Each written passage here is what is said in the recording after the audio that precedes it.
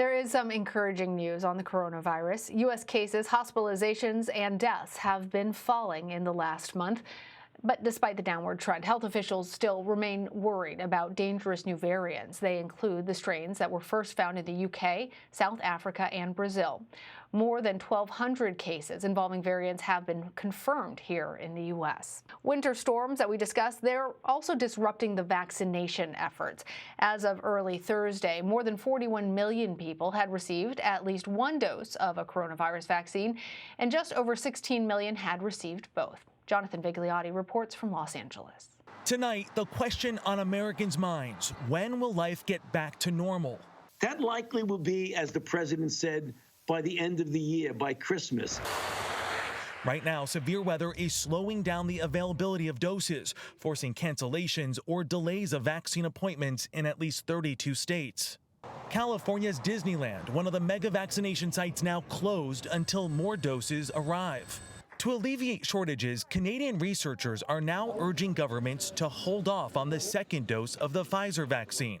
They say since one shot is more than 92% effective, a second dose doesn't add much benefit. CBS News medical contributor Dr. David Agus disagrees. There is no data that one shot can be protective for these new variants, and I think that's going to be critically important as we look at the whole picture. Today, Pfizer began testing its vaccine on healthy pregnant women. More than 4,000 volunteers are part of the study.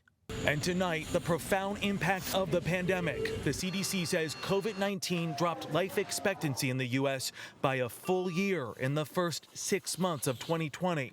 For Black Americans, more than 2.5 years. And I miss her so much. So much. 27-year-old Leilani Jordan was a grocery clerk in Maryland who kept working despite the risks to help her elderly customers.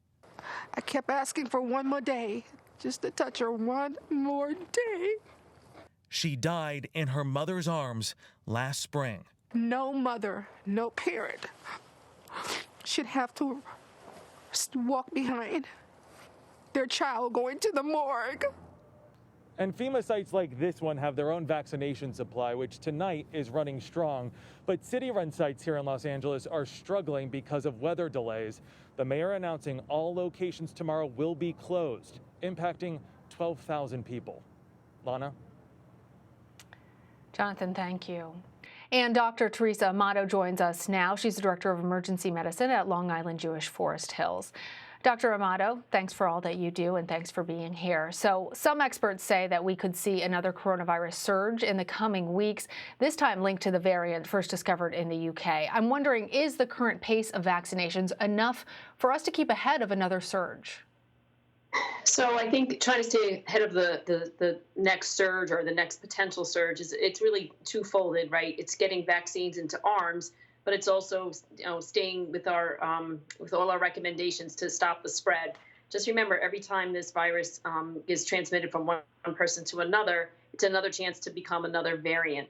So getting the variants down, it really has to do with us being very vigilant about mask wearing and social distancing, avoiding large crowds, washing our hands, and then as soon as you are eligible for the vaccine, getting your appointment and getting the vaccine as quickly as you can. And Dr. Amato, U.S. officials say that the virus is, quote, highly unlikely to spread through food and packaging. But should we believe that surfaces are safe? Remind us what we now know about how this virus spreads. Yeah, I think in the beginning, again, it was a novel virus and we were learning a lot about it.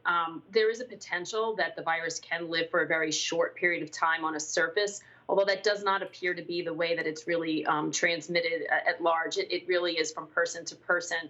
However, I would say your hand washing is very important because if someone coughs on their hand and then shakes your hand or you touch your face, it's potential that you could put the virus, in contact with your mucous membranes, which is how the virus now will start to infect you. We are no longer recommending people wiping down their groceries, etc. But we do still think that hand washing plays a part in decreasing the spread. And the UK is going to become the first country in the world to intentionally expose volunteers to the coronavirus. What are scientists hoping to learn in this trial? So it's a little controversial that they're going to be doing this study because we are moving forward with vaccinations and finding some more treatments that seem to be helpful in the worst types of COVID, which are like ICU or really serious illness, ICU visits or illnesses, highly ill. Sorry, people that are critically ill from COVID. We're really finding that we have some ways of treating that. So there's some controversy of whether or not we need to study this now in healthy adults that we're actually going to give the COVID virus to. However, with the variants coming, we're not sure that every treatment and the vaccines will continue to be effective. So there is some other side of the controversy that says you need to continue to study this. They're going to do it very controlled and very healthy adults from 18 to 30 years old and see the amount of virus that you need to be exposed to and the types, and to see how infective and transmittable the virus is. So again, a little controversial, but I think they're trying to just find out as much as they possibly can.